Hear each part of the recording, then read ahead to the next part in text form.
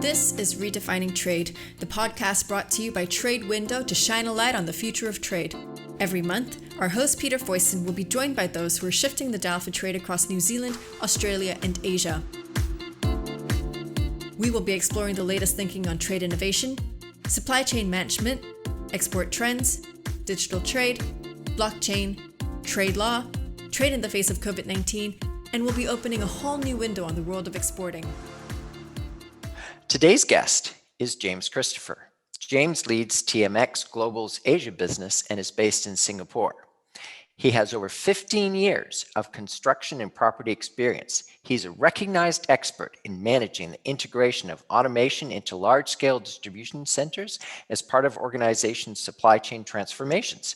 This includes successfully delivering complex, automated, and high bay facilities for leading retailers and logistics companies. His current role sees him leading the expansion of TMX's unique end-to-end supply chain and property solutions across Southeast Asia. Well, it is great to have you joining us today for the Redefining Trade podcast, and I look forward to chatting with you. Thanks a lot for having me, Peter, and really excited to be here. So let's start off. James, can you give us a little bit of insight into what TMX Global does? Yeah, so TMX Global assists their clients in their transformation journey. And we really help clients as they look to improve their businesses, particularly around their supply chains and their e-commerce strategies. So we work with a wide variety of customers across a wide variety of verticals, being FMCG, retail, fast fashion, and the like. And we really help them mold their e-commerce strategy in the front end, and that's obviously a growing trend as part of as a result of COVID, and also their supply chain strategy that comes off the back of that.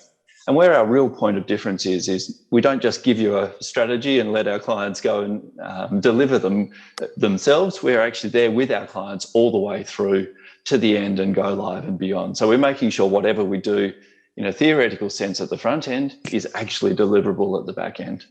We've got staff across Australia, New Zealand, Singapore, Vietnam, and into North Asia. And we look after a wide range of projects, both in the digital space as well as the supply chain implementation space. We help our customers implement that strategy. So it's procurement of things like automation, property, and then the project and program management of those things, those outcomes after that.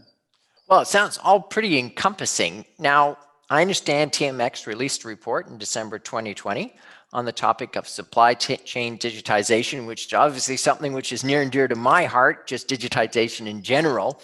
And having read it, I think it's a really interesting read. And without going into too much detail, could you tell us maybe about the three key findings that is part of this report?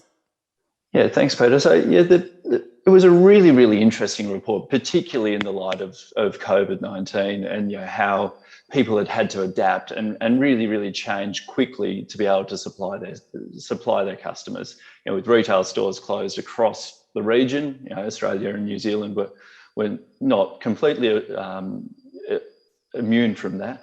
It really focused people's attention to supply chains and where the risks sat. So, almost all of our respondents to the survey used digitization to help mitigate the risks within their supply chain. So it's, better views of where their stock is, how quickly it's getting to their customers, being able to see in real time what their inventories were looking like.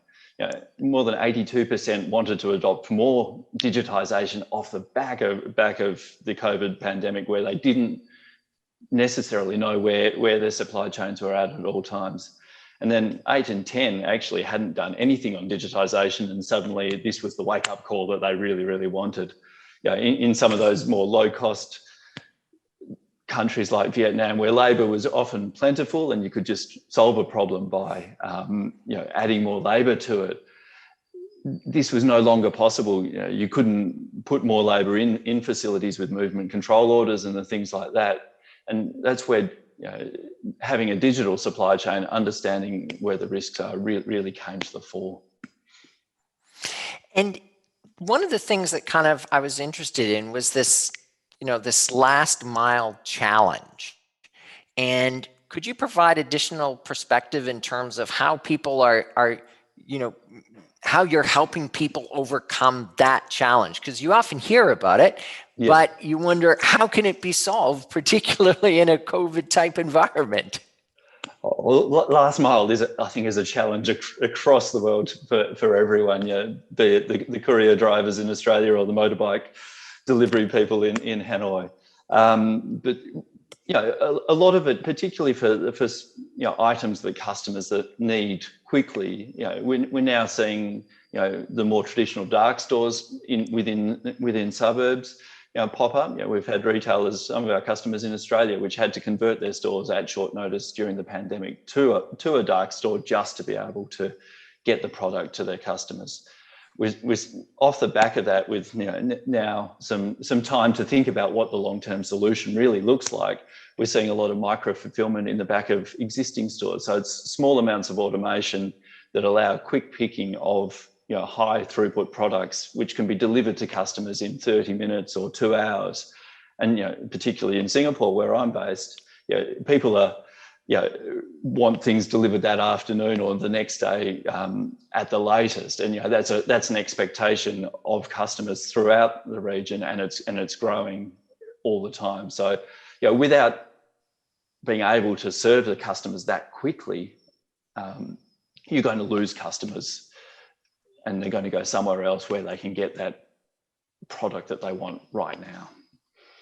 Right. Well, in the report, I read an interesting point that digitizing the supply chain is no longer just about increasing efficiencies or cost savings. It's also about ensuring resilience for the long term and can withstand future risks and shocks. Now, in your opinion, are the digitization systems that we're creating now resilient in themselves, or are we still very much in a testing phase of these new technologies and processes? I think there's a bit of both. One is, nothing is ever foolproof. There's still a human element. So it would seem. Yeah, exactly. There's still a human element to all of this. There's still that part that is becoming. People are still working through what the solution is. What the pandemic has really done is it's made people understand every part of their supply chain, down to the component level from some abstract supplier, in another country. And through digitisation, it's really allowed, customers and companies to understand where each and every element of their supply chain is at any time. And it's that live within our customer supply chains. Without that data, you are really going blind, and you don't know really where things are at and how quickly they're going to get to your customer. And what's been the most requested service from your customers or clients for your team in kind of the COVID-19 environment?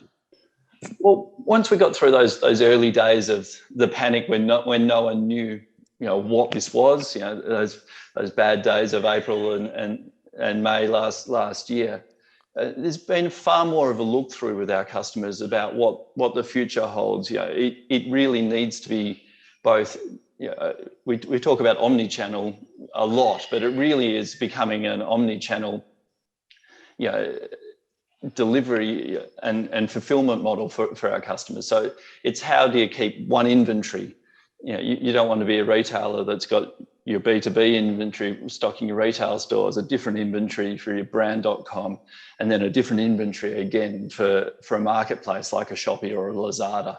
So it's, there's a lot of requests to see how we can format it into one single inventory, which is a challenge, particularly in cross-border type situations like you find yourself in Southeast Asia. So that's one. The other is around automation and how automation can reduce labour within a facility, so you don't get as affected by movement control orders and reduce staff numbers within a warehouse. So you can still continue to serve your customers throughout these challenging times. So you mentioned the report, and you've mentioned in the podcast so far that some of the challenges to go digitization, go automizing things is the low wage places. And Vietnam certainly is one of those. There's plenty in Southeast Asia. How are you seeing that balance? And as things maybe get back to quote unquote normal, will the pressure be removed and they'll go back to that labor force which they were kind of depending upon before? Or do you think we've reached a real tipping point for a lot of companies that they realize that, yes, that cheap labor force is there, but maybe there's something better that we have to be moving towards? Oh, absolutely. We've reached that tipping point. I think even pre-pandemic, we were getting there, and this has really just fast-tracked it. There's a lot of people that don't want to do those dirty, dark, dangerous jobs anymore. And there is actually a real labour shortage within countries. Vietnam's one. Singapore is obviously a classic example of a labour shortage, particularly in that warehousing, e-commerce, fulfilment space. So there's actually becoming a labour shortage, which does fast track these sort of more mobile automation solutions that allow quick picking and things like that. Plus, going back to my earlier point on customers wanting things quickly within 2 hours, you just can't do that with manual picking. That's where you really need automation to be able to allow picking to occur later and get to your customers faster. So it's two parts coming together: labour shortage combined with customer demand wanting things now, basically. Right. And in terms of the automation side of things, are the equipment manufacturers, are they also innovating enough to move things at rapid enough pace? Or where do you think the key challenges of being able to drive the automation, where are the barriers coming from? The barriers are becoming because there's actually a lack of depth in some respects, and people are very busy because there's a huge demand for this type of technology right around the region and the world. What is helping is that there's a lot of Chinese and now growing Indian manufacturers, particularly in that mobile robotic space, that allow for these solutions that are really, really key for e-commerce to be deployed quickly. And they're really scalable. So we often, particularly in Vietnam, the customers don't know what next year looks like, let alone what their growth projection will be in 3 or 5 years. So these mobile robotic solutions allow for that scalability and that flexibility that is really key in these emerging markets, and it can be deployed quickly. You can have a live system in 4 to 6 months from order, whereas if it was a large automated high bay facility, such that you would see in Australia, that's many years of construction in front of you. So that speed and scalability is something that's really helping it come to the fore in this part of the world. And the price point is such that it makes it really attractive to a lot of these customers. Well, and can you give me some examples of the most unique solutions that you've provided customers with? Because you talk about high bay and dark stores and all these types of things. So which are the ones that are you think are, wow, these were really innovative and would be really interesting to the listeners? Yeah, so probably sort of two ends of the spectrum. One is Coca-Cola in Japan has been a long-standing client of ours. Through reviewing their strategy, we took 12% of operational expenses out of their supply chain, which is a huge amount. That's a big amount. Yes. And that was a transformation across Japan, and was the coming together of a couple of the Coke bottlers. There was originally 75 stocked satellite DCs across Japan. Through our strategy work, we proposed and are now going live on the first of 4 mega DCs across Japan.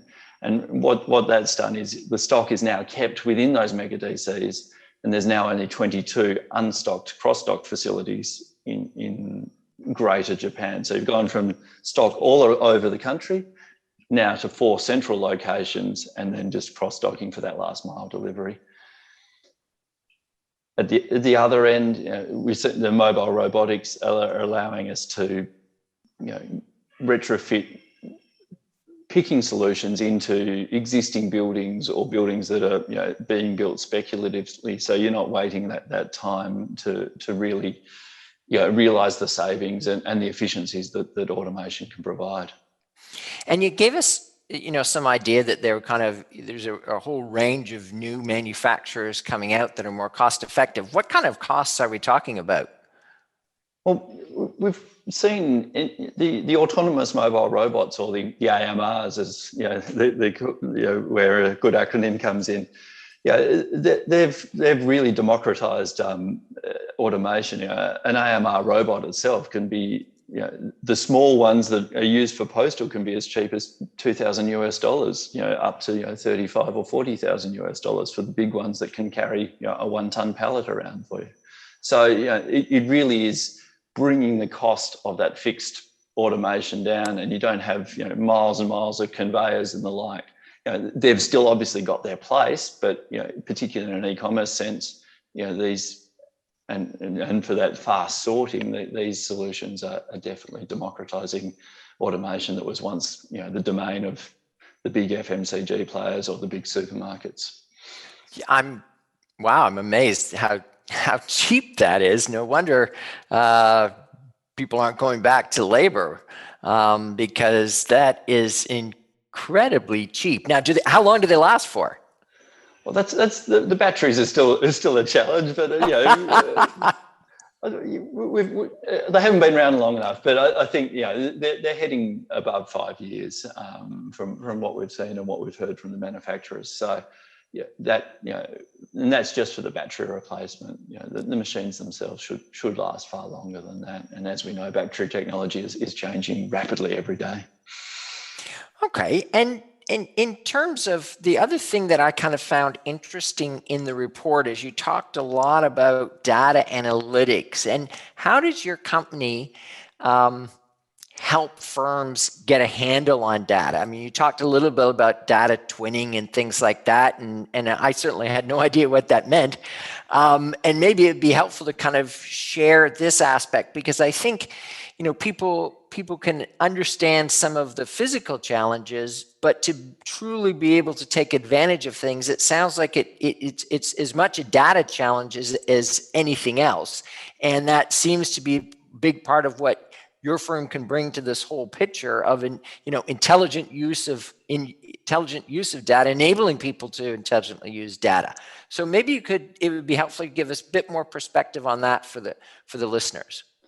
Yeah, so you're 100% right. Data is becoming a huge issue. There's just so much data, and if you don't use it, you're obviously not going to monetize it or improve efficiency within your supply chain.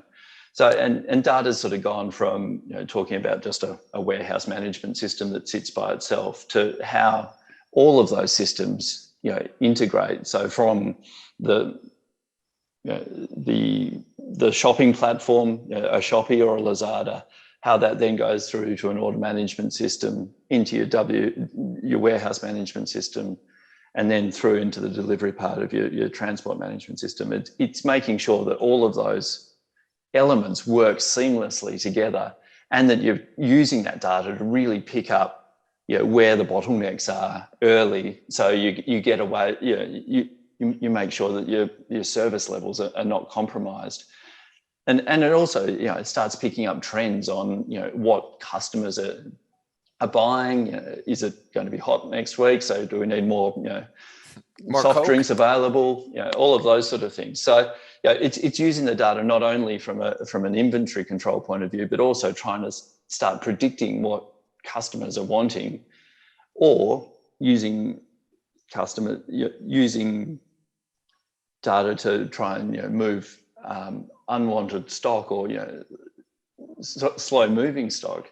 We've seen just recently with Amazon that they're actually taking unsold goods on their trucks, on their routes, and trying to sell through really localized, targeted promotions that stock while they're actually out on the route. So it's using that huge pool of customer data together with the more traditional inventory data and putting them together and understanding what the issues are early. Wow. I mean, of course, data properly used is powerful information. And so finally, what supply chain trends do you expect to see in the next 12 to 24 months? Look, I think people will probably get past this sort of, we'll understand better where we're going in an e-commerce world. It's going to continue growing. What that growth level looks like is going to be interesting. But as we know, e-commerce has gone 4 to 5 years just during the pandemic.